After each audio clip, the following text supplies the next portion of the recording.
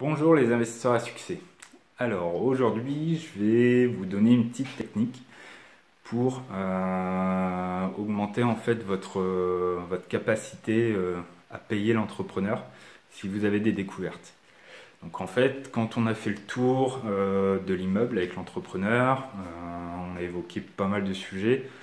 On n'est on n'est pas devin, on connaît forcément le bâtiment et on sait qu'on va découvrir des choses. Donc si vous regardez les vidéos précédentes sur l'avancée des travaux, vous allez découvrir plusieurs choses, notamment qu'on a enlevé de la tapisserie, on a découvert de l'enduit qui ne tenait pas, on a versé de l'eau dans un lavabo et on s'est rendu compte qu'on se le prenait sur la tête quand on descendait à la cave.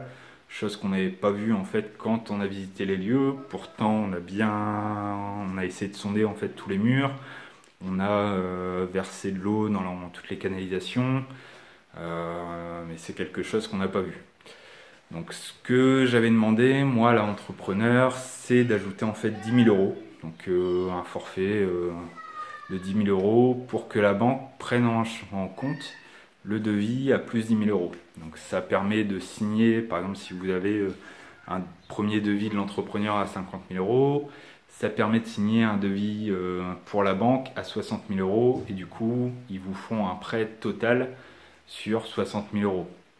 Donc ça permet quoi? Ça permet de payer les aléas.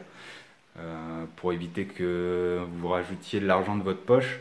Au moins c'est de l'argent de la banque, vous n'êtes pas en stress de découvrir quelque chose, essayez de s'arranger avec l'entrepreneur pour qu'il fasse les travaux gratuitement, chose qu'il aime pas trop. Et donc voilà, donc c'est pour ça que j'ai ajouté 10 000 euros à mon devis. Donc sur un devis à 50 000, j'ai présenté au banquier un devis à 60 000 euros. Donc c'est bien passé, c'est bien passé puisqu'il y a quand même pas mal de travaux. Le prix était assez bas pour les travaux. Du coup, il n'a pas rechigné. Il n'a pas rechigné non plus sur le devis où il y avait un forfait à 10 000 euros. Je ne sais plus exactement ce que j'avais mis.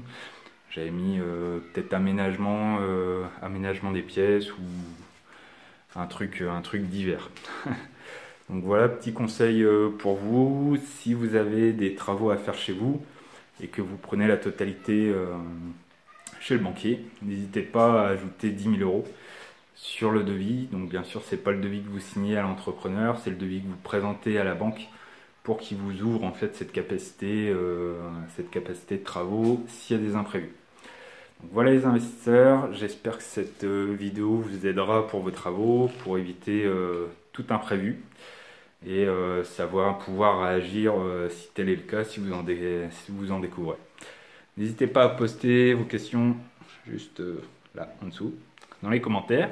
J'y répondrai avec plaisir et puis si ça vaut le coup, je ferai une petite vidéo pour vous expliquer un petit peu les détails. Voilà, à très bientôt les investisseurs.